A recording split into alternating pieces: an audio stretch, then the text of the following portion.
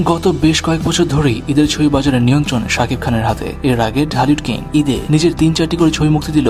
গত বছর থেকে নিজের ইমেজ ও ব্যবসার কথা চিন্তা করে এক ঈদে নিজের ২টির বেশি ছবি মুক্তি দিতে নারাজ শাকিব খান। আর তাই তো পুরোপুরি প্রস্তুত থাকার পরও ঈদে মুক্তির মিছিলে নেই অহংকার। সম্প্রতি সেন্সর ছাড়পত্র পেয়েছে শাকিব বুবলি অভিনীত অহংকার ছবিটি। ছবির নির্মাতা শাহাদাত হোসেন লিটনের কাছ থেকে জানা যায়, অহংকার আনকাট সেন্সর সনদ লাভ করেছে। গত ২৮শে মে ছবিটি সেন্সর বোর্ডে জমা দেন পরিচালক। এরপর ১ জুন আনকাট সেন্সর সনদ লাভ করে ছবিটি। এর আগে বৈশাখে অহংকার মুক্তির কথা থাকলেও শুটিং শেষ না হওয়ায় ছবিটি মুক্তি পায়নি। এরপর ঈদে মুক্তি পাবে শোনা গেল, শেষ পর্যন্ত মুক্তি পাবে কিনা সেটা নিয়েও রয়েছে সংশয়। এ ব্যাপারে ছবির পরিচালক লিটনের কাছ থেকে জানা যায়, ঈদে জাজ মাল্টিমিডিয়া থেকে নবাব ও বস 2 ছবি দুটি মুক্তি পাবে। যদি দুটি ছবি মুক্তি পায় তাহলে অহংকার মুক্তি দেওয়া হবে না। তবে জাজ থেকে যে কোনো একটি ছবি আসলে অহংকার মুক্তি দেবেন পরিচালক। কেননা হল খালি পাওয়ার একটা ব্যাপার আছে এখানে। জাজের দুটি ছবি একসাথে আসলে হল পাওয়া কঠিন হয়ে যাবে। আর হল না পেলে ঈদুল ফিতর ও ঈদুল আজহা এই দুই ঈদের মাঝামাঝি কোনো এক সময় অহংকার মুক্তি দেওয়া হবে। অহংকার শাকিব বুবলি জুটির ৩ নম্বর ছবি। ছবিটিতে এই দুজন ছাড়াও তামা মির্জা, আফজাল শরীফ, চিকন আলী সহ আরো অনেকেই অভিনয় করেছেন।